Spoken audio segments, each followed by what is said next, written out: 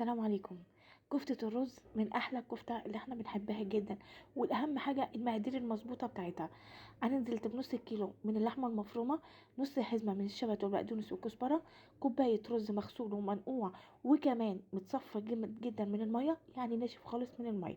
وهناخد بصلاية صغيرة وخمس فصوص توم، وكمان قرن فلفل حامي اذا كان احمر او اخضر.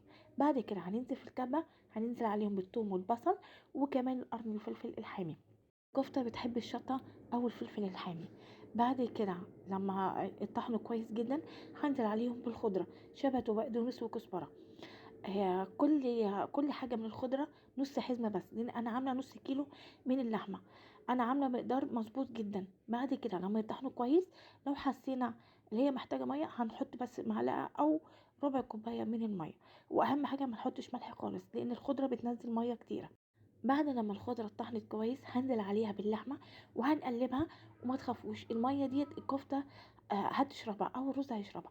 وجبنا كوباية الرز طحناها في الكبة او في الخلاط، وهننزل بالرز. وبعد كده هنقلب كويس وهنشوف قوام الكفتة. وبعد كده هننزل تاني عليها وهننزل بالتوابل، ملح وفلفل وكمون وشطة وكمان بابريكا. وبعدين هنقلبها كويس جدا من الملح. وبعدين هندهن ايدينا زيت وهنصبحها. بعد ما صبعناها هننزل عليها في الزيت يكون سخن، وبعدين هنحمرها. اقدر اقول لكم طعمها وريحتها عامله ازاي في المطبخ.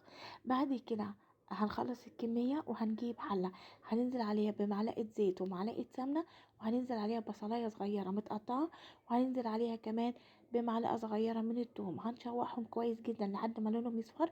هننزل عليهم بالصلصه او بعصير الطماطم، وهننزل عليهم معلقه سكر صغيره. وبعدين هننزل عليها كمان برشه من الفلفل الاسود.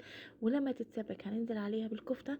ولما تستوي نص سوي هنزل عليها بالبطاطس، ده لو حابين بطاطس. بعد كده لما استوت هنحط الملح، والف هنا وشفا على قلبكم.